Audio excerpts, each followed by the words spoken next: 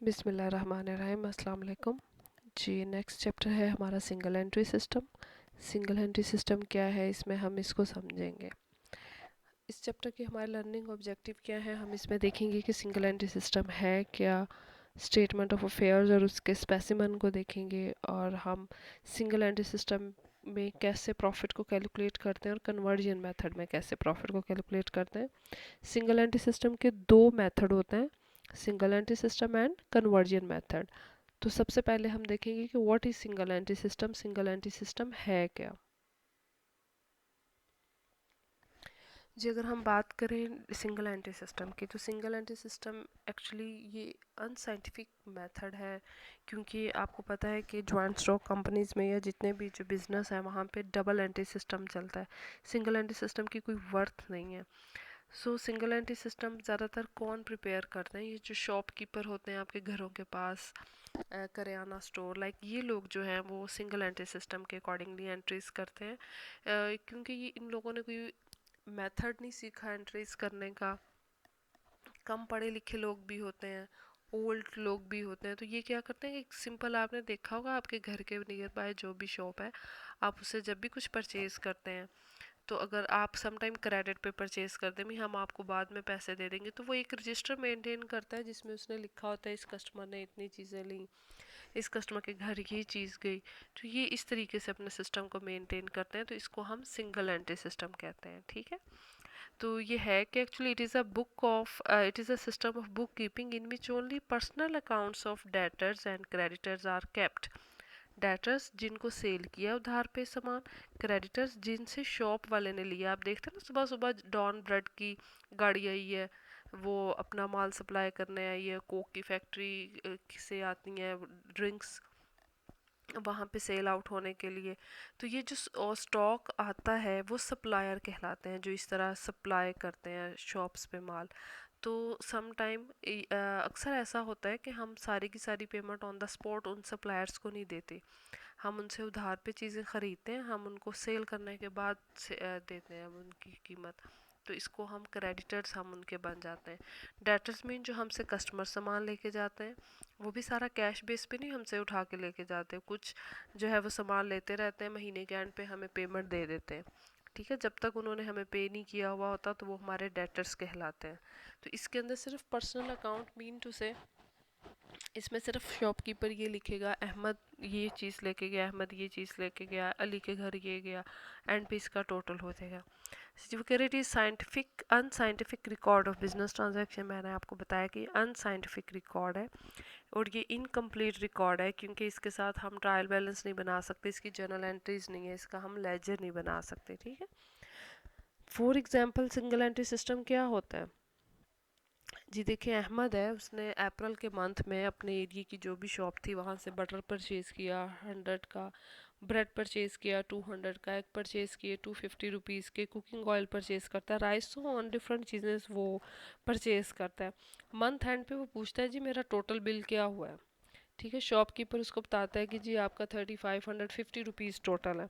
तो अहमद मंथ के एंड पे 3500 रुपीज़ पे कर देता है, रिमेनिंग 50 अभी भी उसका पे करने वाला है। इस तरह जो है सिस्टम चलते रहते हैं। ठीक है, स्टेटमेंट ऑफ फेयर्स क्या है और इसका हम स्पेसिमन यहाँ पे देखेंगे। बैलेंस शीट का तो आपको पता है ना, बैलेंस शीट एक साइड पे लाइबिलिटीज़ हैं, एक साइड पे एसेट्स हैं, आप वो मेंशन करते हैं।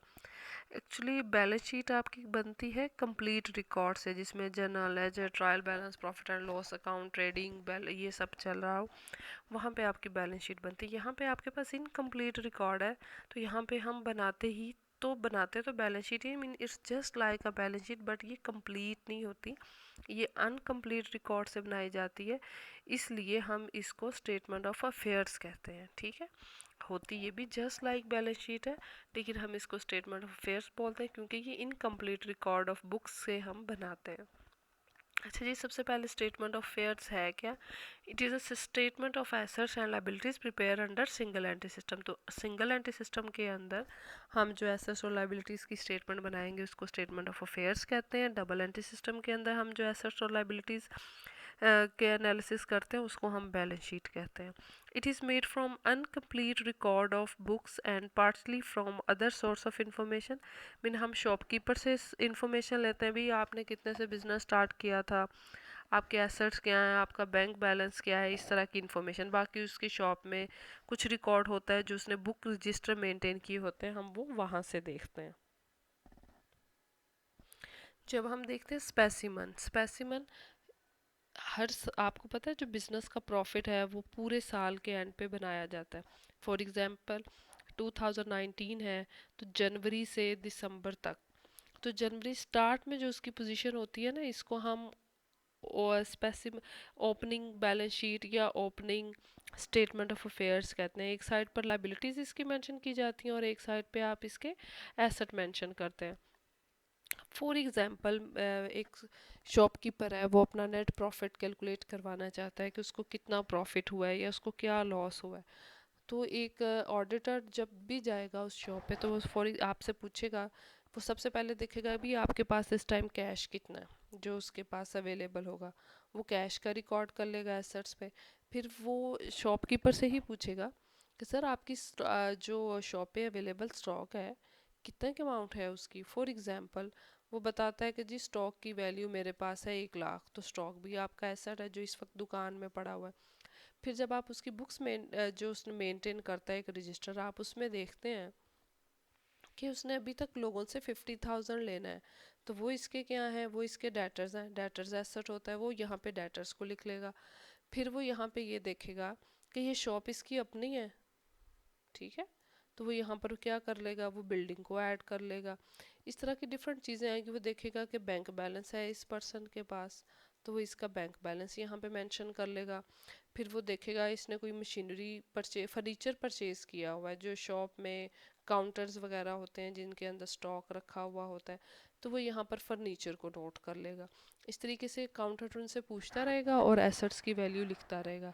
लाइबिलिटीज़ में फॉर एग्जांपल वो कहता है कि जी मैंने सारे का सारा जो बिजनेस है वो मेरे पास अपना पैसा नहीं था, मैंने क्या किया है, मैंने अपने फ्रेंड से उधार लेके कुछ जो कारोबार है वो शुरू किया है, ठीक है। तो इसको हम तो वो लोन, लोन हमारा क्या है, लोन आपको पता है, आप कॉमर्स के स्टूडेंट्स हैं, लोन क्या होता है, आपका लाइबिलिटी है। आप यहाँ पे वो अमाउंट लोन की लिख लेंगे। फिर आप उसके देखते हैं जब बुक्स को, तो आप देखते हैं इसने माल जो लिया हुआ है सेल करने के लिए वो उधार पे लिया हुआ है, तो यहाँ पर आप उसके क्रेडिटर्स को ऐड कर देंगे, ठीक है। तो इसके बाद इसमें आपकी एसेट साइड बढ़ी होगी, यहाँ पर इस साइड पर आपकी एक बैलेंसिंग फिगर आएगी।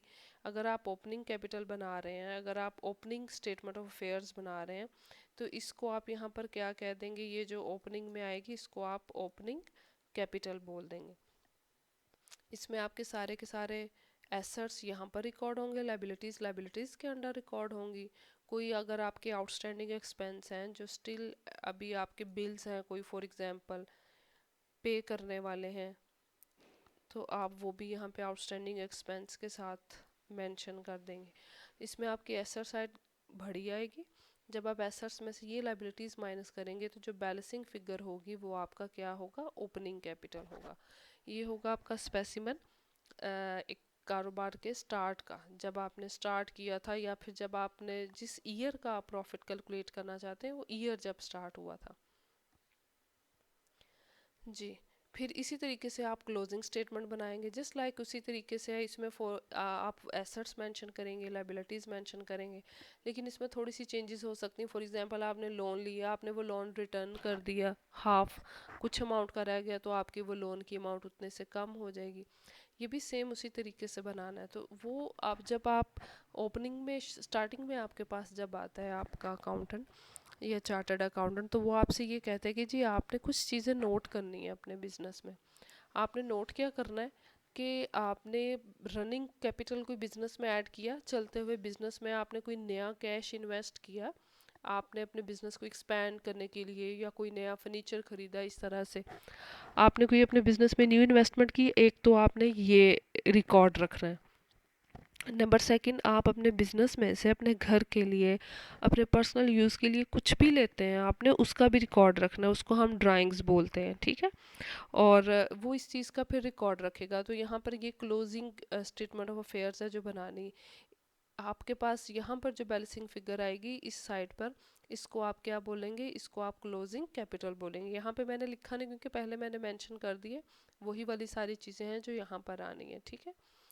ओपनिंग डेट है तो आपकी opening balancing figure opening capital को शो करेगी। क्लोजिंग फिगर है, जब आप क्लोजिंग स्टेटमेंट ऑफ अफेयर्स बना रहे हैं तो यहाँ पर जो बैलेंसिंग फिगर है वो आपके क्लोजिंग कैपिटल को शो करेगी, ठीक है। फिर स्पेसिमेन क्या है, सिंगल एंट्री के अंदर आपको प्रॉफिट एंड लॉस कैलकुलेट करने के लिए सबसे पहले लिखते हैं आप capital at the end of year. Capital at the end of year mean closing capital. ये क्वेश्चन में आपको मेंशन भी होता है, अगर नहीं मेंशन है आपको क्वेश्चन में तो हम इस तरीके से इसको कैलकुलेट कर लेते हैं स्टेटमेंट ऑफ अफेयर्स बना के।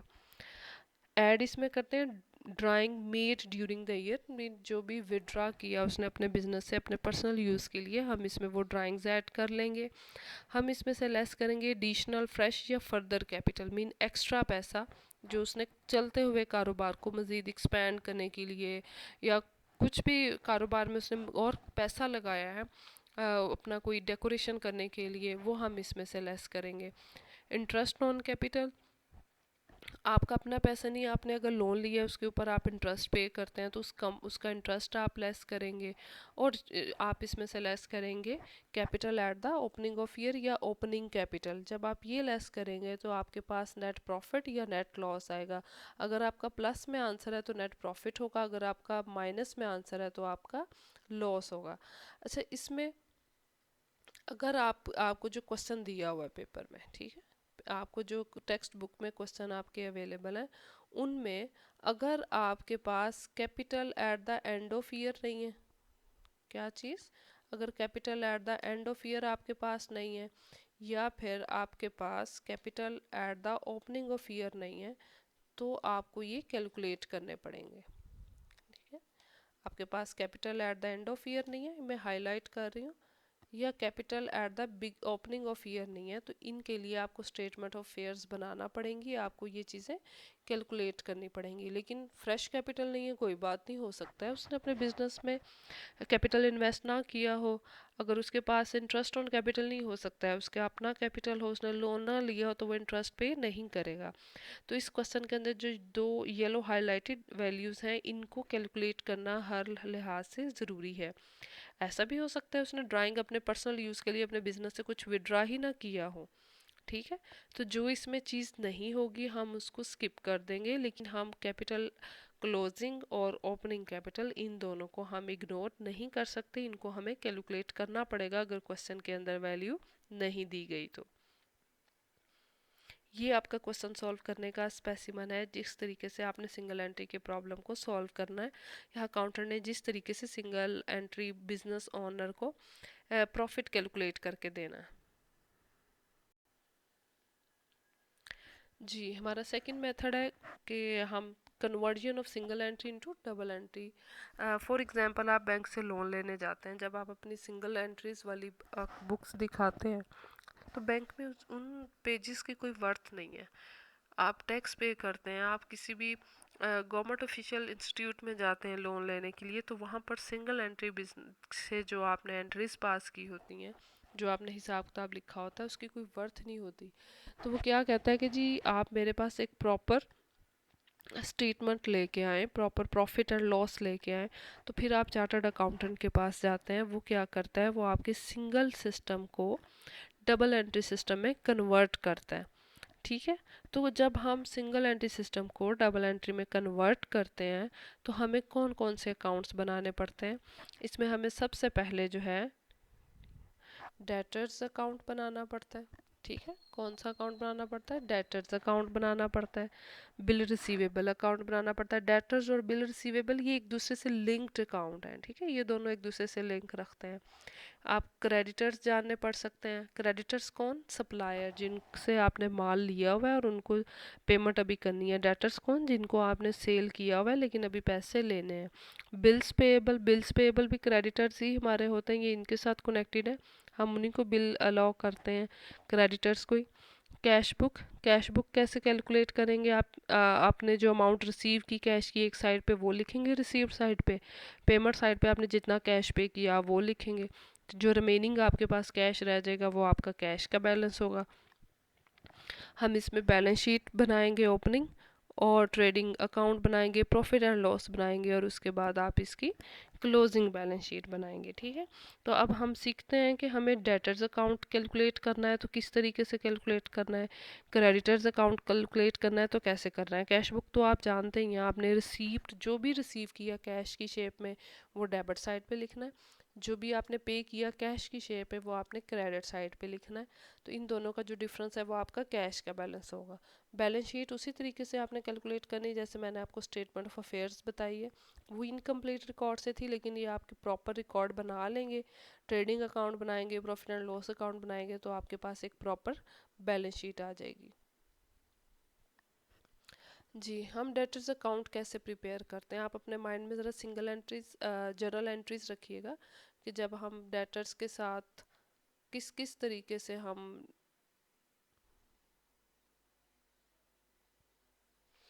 जब हम डेटर्स अकाउंट प्रिपेयर करते हैं तो हम डेटर्स अकाउंट की डेबिट साइड पर ओपनिंग बैलेंस ऑफ डेटर्स लिखेंगे कि ओपनिंग डेटर्स कितने पैसे हमारे प्रीवियस ईयर के रिसीव करने वाले हैं स्टार्ट ईयर के स्टार्ट में। ठीक है, और यहाँ पर हम क्रेडिट से लिखते हैं, और बिल रिसीवेबल जो डिसऑनर हो गए, जो हमने बिल रिसीव करने हैं और वो डिसऑनर हो चुके हैं, हम वो डेबिट साइड पे लिखेंगे।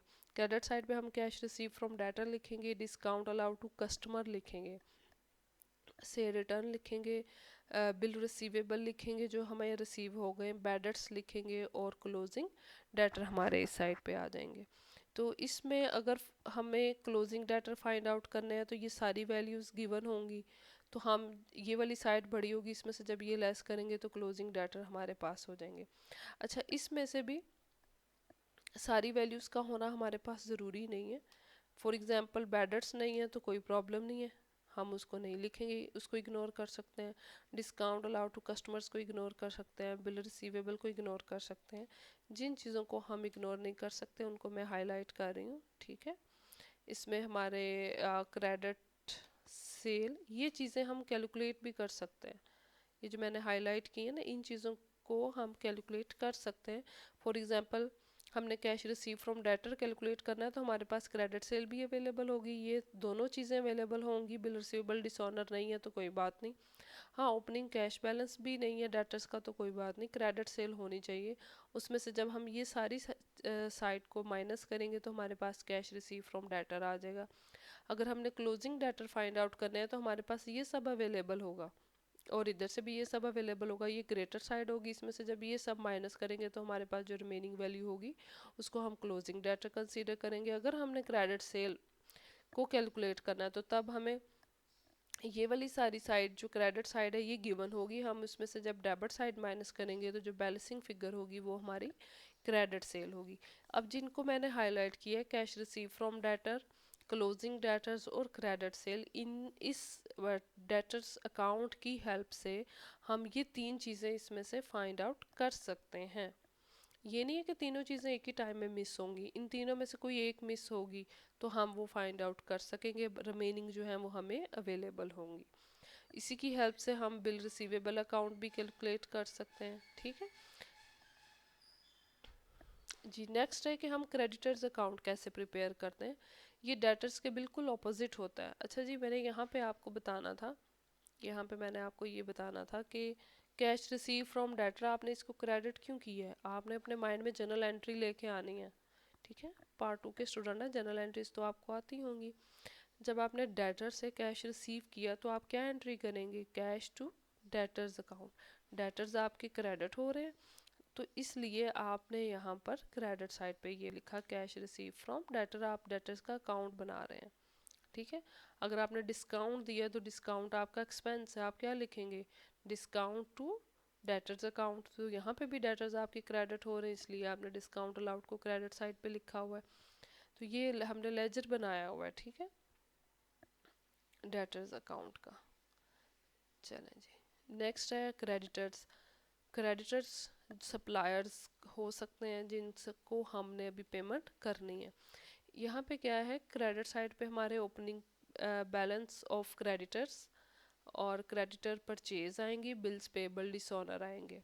डेबिट साइड पे कैश पे टू क्रेडिटर्स आएगा, डिस्काउंट रिसीव्ड आएगा, परचेज रिटर्न आएगा, बिल्स पेबल आएंगे और हमारे क्लोजिंग डेटर आएंगे। ठीक है, डेटर्स अकाउंट की तरह यहाँ पर भी हम क्लोजिंग डेटर्स को कैलकुलेट कर सकते हैं, कैश पे टू क्रेडिटर्स को कैलकुलेट कर सकते हैं, ओपनिंग बैलेंस और क्रेडिट परचेज इन दोनों को कैलकुलेट कर सकते हैं। चारों की चारों एक टाइम में मिस नहीं होंगी, जो एक फाइंड आउट करने को क्वेश्चन में दी जाएगी वो मिस होगी, बाकी वैल्यूज हमें गिवन होंगी। तो वो जो डिफरेंस होगा वो हम, फॉर एग्जांपल कैश पे टू क्रेडिटर्स अगर हमने कैलकुलेट करना है तो ये वाली साइड भी हमें गिवन होगी, ये वाली चीज़ें भी गिवन होंगी, तो जो डिफरेंस होगा हम उसको कंसीडर करेंगे, वो हमारा क्या है, कैश पे टू क्रेडिटर्स है। इसी तरीके से अगर हमने क्लोजिंग डेटर्स को कैलकुलेट करना है, हमें ये सब भी गिवन होगा, ये भी गिवन होगा, तो जो डिफरेंस है वो हमारा क्या होगा, वो हमारे क्लोजिंग डेटर्स होंगे। ठीक है, और अगर हमें क्रेडिट परचेज को ही वैल्यूएट करना है कि क्या है हमारी क्रेडिट परचेज, तो इसको हम इसकी हेल्प से करेंगे। हम सबसे पहले कैश पे टू क्रेडिटर्स लिखेंगे। क्या लिखेंगे, सबसे पहले कैश पे टू क्रेडिटर्स, जो हमने क्रेडिटर्स को कैश पे की है, इसमें ऐड कर देंगे हम जो डिस्काउंट रिसीव की है, फिर इसमें हम ऐड कर देंगे purchase return, bills payable add कर देंगे, क्लोजिंग क्रेडिटर्स ऐड कर देंगे। इन सबको ऐड करके उसमें से ओपनिंग क्रेडिटर्स और जो बिल्स पेबल हमारे डिसऑनर हो गए वो लेस कर देंगे, तो हमारे पास जो वैल्यू आएगी वो हमारी क्या होगी, वो हमारी क्रेडिट परचेज होगी। इसी तरीके से अब हम देखते हैं हम क्रेडिट सेल को कैसे कैलकुलेट करेंगे। तो क्रेडिट सेल में भी सबसे पहले हम लिखेंगे कैश रिसीव फ्रॉम डेटर, इसमें हम discount allow to customer add करेंगे, से रिटर्न ऐड करेंगे, बिल रिसीवेबल ऐड करेंगे, बैड डेट्स जब हम ऐड करेंगे और क्लोजिंग डेटर ऐड करेंगे। इन सबको ऐड करके हम इसमें से ओपनिंग डेटर्स और बिल पे रिसीवेबल डिसऑनर जब लेस कर देंगे, तो जो रिमेनिंग वैल्यू होगी हमारे पास वो सारी की सारी किस चीज़ की होगी, क्रेडिट सेल होगी। ठीक है, डेटर्स हमारे क्रेडिट सेल के अगेंस्ट ही होते हैं ना, हमने उधार पे सेल की है तो उन्होंने अभी हमारे पैसे देने, तो वो हमारे डेटर्स होते हैं। ठीक है, ये हमारा आज का जो टॉपिक था वो इंट्रोडक्शन था सिंगल एंट्री सिस्टम का। नेक्स्ट हम इन सिंगल एंट्री सिस्टम के प्रॉब्लम्स के साथ आएंगे। ओके बेटा, अल्लाह हाफिज़।